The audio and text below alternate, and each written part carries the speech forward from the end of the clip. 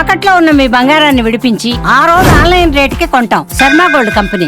ఎత్తైన గోడల వెనుక ప్రపంచంతో సంబంధాలు లేకుండా లోపలే మగ్గేవారే ఖైదీలు. క్షణికావేశంలో చేసిన నేరాలకు కటకటాల వెనుక జీవిస్తున్నారు. గత కొంతకాలంగా ఖైదీల ఆత్మహత్య ఘటనలు పెరుగుతున్నాయి. మానసిక అనారోగ్యంతో ప్రపంచవ్యాప్తంగా పలువురు ఖైదీలు బలవన్మరణానికి పాల్పడుతున్నారు. వీటిని అరికట్టేందుకు కొన్ని దేశాలు చర్యలు చేపడుతున్నాయి. తాజాగా ఇటలీ ప్రభుత్వం ఖైదీల కోసం ఏకాంత గదులను ఏర్పాటు చేసింది.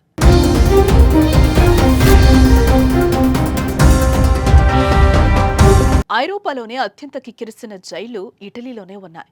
ఈ దేశంలో 62,000 మంది ఖైదీలు వివిధ నేరాలు శిక్ష అనుభవిస్తున్నారు. గత కొంతకాలంగా ఖైదీల ఆత్మహత్య ఘటనలు పెరుగుతున్నాయి. మానసికంగా మరియు శారీరకంగా తీవ్ర ఒత్తిడికి గురై చనిపోతున్నారు. ఆత్మహత్యలు పెరుగుతున్న కారణంగా ఇటీవల కుటుంబ సభ్యులతో ఎక్కువగా మాట్లాడే అవకాశాన్ని కల్పించింది. తాజాగా భాగస్వాములతో ఏకాంతంగా గడిపేందుకు గదులను ఏర్పాటు చేసింది.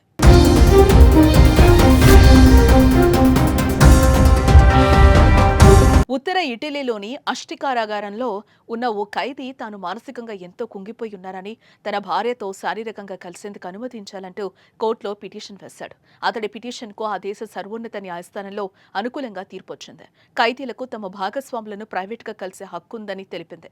వాటిని అడ్డుకోవాలని చూడొద్దని జైళ్ల శాఖను ఆదేశించింది. కోర్టు తీర్పుతో ఆ దేశ న్యాయ మంత్రిత్వ శాఖ గత వారం కీలక మార్గదర్శకాలను జారీ చేసింది.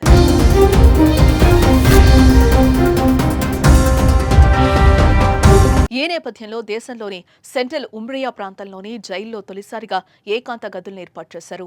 ఏప్రిల్ 18 నుంచి వీటిని అందుబాటులోకి తెచ్చారు. ఖైదీలు తమ భాగస్వాములతో 2 గంటలు గడిపేందుకు అనుమతినిచ్చారు. సదరు గదిలో మంచం, టాయిలెట్ వంటి సౌకర్యాలను ఏర్పాటు చేశారు. ఖైదీలు తన భాగస్వాములతో ఈ గదుల్లో ఏకాంతంగా గడపొచ్చు. ఖైదీల వ్యక్తిగత గోప్యతకు భంగం కలగకుండా ఆ సమయంలో జైలు గార్డులు ఎవరూ అక్కడ ఉండకూడదు.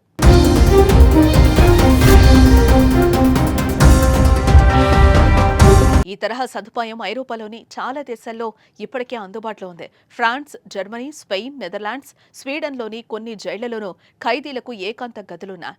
ఇప్పుడు ఏకాంత గదులు ఏర్పాటు చేయడంతో ఖైదీల హక్కుల కార్యకర్తలు హర్షం వ్యక్తం చేశారు. మరి ఈ విధానంపై మీ అభిప్రాయాన్ని కామెంట్ చేయండి.